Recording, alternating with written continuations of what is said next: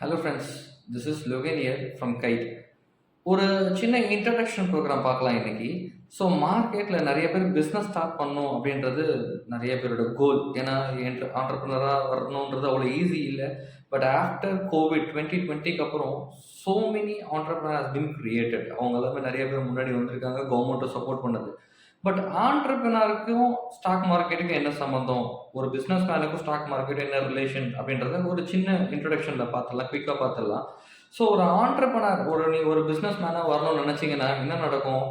நார்மலாக நீங்கள் ஒரு பிஸ்னஸை கிரியேட் பண்ணுறதுக்கு முதல்ல ஒரு ரன்னிங் கேபிட்டல் வேணும் இல்லையா? ஒரு கேபிட்டல், இன்வெஸ்ட்மெண்ட் கேபிட்டல் வேணும், அது இல்லாமல் ரன்னிங் கேபிட்டலும் கண்டிப்பாக வேணும் இல்லையா? ஸோ இப்போது கேபிட்டல் வேணும்னா நம்ம என்ன பண்ணுவோம்? நம்மக்கிட்ட இருக்க ஃபண்ட்ஸ் பத்தலை அப்படின்னா நம்ம என்ன பண்ணுவோம்? ஒரு பார்ட்னரை அக்வயர் பண்ணுறதுக்கு ட்ரை பண்ணுவோம் இல்லையா? ஒரு பார்ட்னர் நமக்கு வேணும். ஸோ ஒரு இன்வெஸ்ட்மெண்ட்டோட வர ஒரு பார்ட்னர் வேணும். ஸோ இப்போ பார்ட்னரும் சேர்ந்து நம்ம கூட என்ன பண்ணணும்? ரன் பண்ணணும், வேலை செய்யணும். விச் மீன்ஸ் 200%, 100 + 100, 200% நீங்கள் என்ன பண்ணணும்? மார்க்கெட்டில் எக்ஸிக்யூட் பண்ணணும் ரிசல்ட் வர்றதுக்கு. நீங்கள் 2 பேருமே மார்க்கெட்டுக்குள்ளே ரன் பண்ணீங்கன்னா என்ன நடக்கும்? எக்ஸிக்யூஷன் பெருசாக ஆகாது. பிரேக் ஈவன் தாண்டதே பெரிய விஷயம். ஸோ நம்ம என்ன பண்ணுவோம்? ரன்னிங் கேபிட்டலை வச்சு மேன் பவரை இன்க்ரீஸ் பண்ணுறதுக்கோ டிஜிட்டல் மார்க்கெட்டில் போகிறதுக்கோ ட்ரை பண்ணுவோம். அதான் என்ன பண்ணுவீங்க? ஒரு சிஸ்டம் ட்ரை பண்ணுவீங்க, ஒரு ஸ்டோரேஜ் கிரியேட் பண்ணுவீங்க, ஒரு ஒரு ஸ்ட்ராட்டஜி கிரியேட் பண்ணுவீங்க. ஆனால் இதெல்லாம் நீங்கள் மட்டும்தான் கிரியேட் பண்ணுவீங்களே தவிர உங்களுக்கு கீழே இருக்க பீப்புள், எம்ப்ளாயீஸ் என்ன பண்ண மாட்டாங்க? அது பெருசாக ஃபாலோ பண்ண மாட்டாங்க. ஸோ அகைன் நீங்கள் மட்டும் தான் ரன் பண்ணணும். அண்ட் ஆப்போசிட்டில் உங்கள் கூட இருக்க பார்ட்னர் உங்களுக்கு பெருசாக சப்போர்ட் பண்ணலைன்னு வச்சுங்க, அவர் ரன் பண்ணலைன்னா என்ன ஆகும்? கம்பெனி பெரிய லெவலில் மூவ் ஆகாது. ஸோ நம்ம பிரேக் ஈவனுக்கே ரொம்ப ஸ்ட்ரகிள் ஆகும். இது ஒன்று. ரெண்டாவது, நீங்கள் ஒரு ரீட்டைல் ஷாப்போ இல்லை ஒரு இண்டஸ்ட்ரீஸோ நீங்கள் கிரியேட் பண்ணுறீங்க அப்படின்னா ஆப்போசிட்டில் நமக்கு காம்படிட்டரும் வந்துடுவாங்க இல்லையா? ஆப்போசிட்டில் காம்படிட்டர் வந்துட்டா என்ன ஆகும்? வந்துட்டாலாம் இல்லை, வந்துட்டே தான் இருப்பாங்க. ஏன்னா புது பிஸ்னஸ்மேன் வந்துட்டே தான் இருக்காங்க இல்லையா? ஸோ காம்படிட்டர்ஸ் வந்துட்டா என்ன ஆகும் அப்படின்றது ஒன்று இருக்குது. ஸோ அவங்க நம்மளை விட என்ன விலையில கொடுக்க போகிறாங்க, ப்ராடக்டோட குவாலிட்டி எப்படி கொடுக்க போகிறாங்க, இதெல்லாம் நிறைய ப்ராப்ளம்ஸ் நம்ம இங்கே ஃபேஸ் பண்ணுவோம்.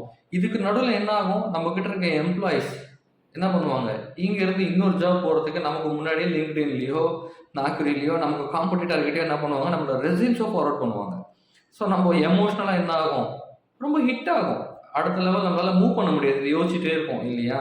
ஸோ இதெல்லாம் தாண்டி ஒரு பிஸ்னஸ் மேனாக இருக்கணும் அப்படின்னு நினைக்கிறது ரொம்ப ஈஸி இல்லைன்னு உங்களுக்கு புரிஞ்சிருக்கும்னு நினைக்கிறேன். பட் ஈஸிங்க. எப்படின்னா அப்படியே நம்ம ஸ்டாக் மார்க்கெட்டுக்கு வரலாம். நீங்கள் ஒரு பிஸ்னஸ் நீங்கள் கிரியேட் பண்ணிங்கன்னா என்ன ஆகும்? மார்னிங்லேருந்து நைட்டு வரைக்கும் நீங்கள் தான் உங்கள் பிஸ்னஸ் ரன் பண்ணுவீங்க. பட் ஒன்லி இந்த stock market, just imagine 3 hours போதும் அப்படின்னு நினைக்கிறேன் நான். ஒரு 3 to 4 ஹவர்ஸ் நமக்கு போதும். அது உங்கள் சூட்டபிள் டைமில், அந்த டைமில் மார்க்கெட்டோட வாலட்டிலிட்டி நல்லா இருந்ததுன்னா அந்த சூட்டபிள் டைமில் நம்ம என்ன பண்ணலாம்? இன்வெஸ்ட்மெண்ட்டோ ட்ரேடிங்கோ நம்ம ஸ்டார்ட் பண்ணலாம். ரெண்டாவது, நீங்கள் ஒரு பிஸ்னஸ் ஓனர் ஸ்டார்ட் பண்ணுறீங்கன்னா நீங்கள் எதில் சவுண்டோ அதுக்கான பிஸ்னஸை மட்டும்தான் நீங்கள் அங்கே ஸ்டார்ட் பண்ணுவீங்க. பட் இங்கே 2500 ஸ்டாக் இருக்குது, நிறைய செக்டார்ஸ் இருக்குது. அதெல்லாம் நீங்கள் அதோட கேரக்டரை கண்டுபிடிச்சா போதுங்க. ஒரு செக்டாரோட கேரக்டரோ ஒரு ஸ்டாக்கோட கேரக்டரை கண்டுபிடிச்சிங்கன்னா போதுங்க. 4லேருந்து 5 ஸ்டாக்கை மட்டுமே நீங்கள் உங்கள் வாட்ச் லிஸ்ட்டில் வச்சுக்கிட்டீங்கன்னா easy to run, easy to survival. நீங்கள் உங்கள் பிஸ்னஸை தாண்டி எமோஷ்னலெல்லாம் தாண்டி வெளில வந்துடுவீங்க. ஏன் இங்கே எமோஷ்னல் ஹிட் ஆகாது சொல்கிறேன் அப்படின்னா, இங்கே நீங்கள் தான் எல்லாமேங்க. This is your business. You are the only person, you are the key person. நீங்கள் யாரையும் டிபெண்ட் பண்ணி இல்லை. ஸோ அங்கே உங்கள் எம்ப்ளாய் பண்ணுற மாதிரிலாம் இங்கே யாரும் பண்ண போகிறதில்ல. ஆனால் ஒன்றுங்க, அங்கேயும் காம்படிட்டர் இருக்காங்க, இங்கேயும் காம்படிட்டர் இருக்காங்க. பட் நோட் இட் டவுன், இங்கே காம்படிட்டராக உங்களுக்கு நீங்கள் மட்டும்தான்.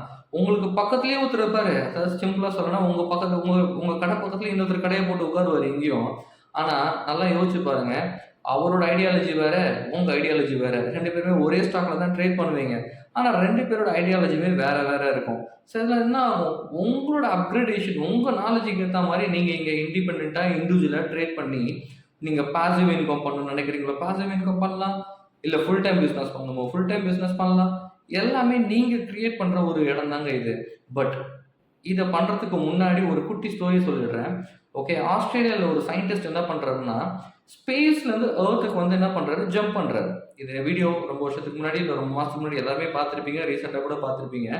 பட் அது அவ்வளோ ஈஸி இல்லைன்னு நினைக்கிறேன். அவர் ஃபர்ஸ்ட் ஃப்ளோர்லேருந்து எங்கேயும் ஜம்ப் பண்ணல, ஸ்பேஸ்லேருந்து எர்த்துக்கு ஜம்ப் பண்ணுறாரு. கிட்டத்தட்ட 1,28,000 ஃபீட். அது கிலோமீட்டர்ஸில் கேல்குலேட் பண்ணிங்கன்னா அரௌண்ட் 1200 கிலோமீட்டர்ஸ் அப்ராக்சிமேட்லி வரும். அவர் எர்த்துக்கு லேண்ட் ஆக போகிற டைம் வந்து பார்த்தீங்கன்னாக்கா 4 minutes 5 to 10 seconds. அவ்வளோ ஈஸி இல்லைல்ல. நீங்க யோசிச்சு பாருங்க. அந்த 4 நிமிஷம், 4 1/2 நிமிஷம் டிராவலுக்கு அவரு எவ்வளவு பிராக்டிஸ் பண்ணியிருப்பாருன்னு யோசிச்சு பாருங்க. எவ்வளவு தியரிட்டிக்கலா பண்ணியிருப்பாருன்றத யோசிச்சு பாருங்க. எமோஷனல் கண்ட்ரோல் பண்றதுக்கு எவ்வளோ எக்சர்சைஸ் பண்ணியிருப்பாரு அப்படின்றத யோசிச்சு பாருங்க. இது எல்லாமே மைண்ட் செட். ஓகேவா? ஈஸி இல்லல்ல. வின் பண்ண போறோம்னு தெரியணும் அப்படின்னா, வின் பண்ணணும்னா அதுக்கான அவ்வளோ பிராக்டிஸ் பண்ணணும். அதே தாங்க இங்கேயும் ஸ்டாக் மார்க்கெட்ல. நீங்க வின் பண்ணணும், ஏர்ன் பண்ணணும்னு நினைச்சீங்கன்னா, முதல்ல சர்வைவல் ஆவறதுக்கான வழிய பார்க்கணும் இல்லையா? அதுக்கு என்ன பண்ணணும்? நெறைய பிராக்டிஸ் பண்ணணுங்க. மார்க்கெட்ல நல்ல டெக்னிக்கல் தெரிஞ்சுக்கணும். ஸ்ட்ராட்டஜி பில்ட் பண்ண தெரியணும். நெறைய நியூஸ் பார்க்கணும். நம்மள நெறைய அப்கிரேடேஷன் பண்ணிக்கணும். அப்கிரேடேஷன் லெவல்ல நீங்க வளர்த்துக்கிட்டீங்கன்னா, ஸ்டாக் மார்க்கெட்ல நம்மளால ஏர்ன் பண்றது ரொம்பவே ஈஸிங்க. ஸோ ஒரு பிசினஸ் மேன் ஒரு இண்டிவிஜுவல் பிசினஸ் ஸ்டார்ட் பண்ணி இன்னொருத்தர் கூட டிபெண்டன்ட்டா இருக்கிறதுக்கும், 5 லேக்ஸ் 10 லேக்ஸ் போட்டு இன்வெஸ்ட்மென்ட் பண்ண இருக்கிறதுக்கும், இங்க ஒரு 50,000 1 lakh rupee or 2 lakh rupee போட்டு நீங்க இண்டிவிஜுவல் ட்ரேடரா இருக்கிறதுக்கும் இதுதாங்க வித்தியாசம். ஸோ உங்க எமோஷனல் கண்ட்ரோல் ஆயிடும். நீங்க யாரையும் டிபெண்ட் பண்ணி இல்ல. ப்ராஃபிட் ஆர் லாஸ நீங்க மட்டுமே பார்ப்பீங்க. டைம் ஃப்ரேம் பாருங்க. காலைல இருந்து நைட் வரைக்கும் வொர்க் பண்ண போதில்ல. So easy method. நீங்க எந்த பிசினஸ் பண்ணாலுமே உங்கள நீங்க அப்கிரேட் பண்ணிக்காம உங்களோட கம்பெனி வளர்க்க முடியாதுங்க.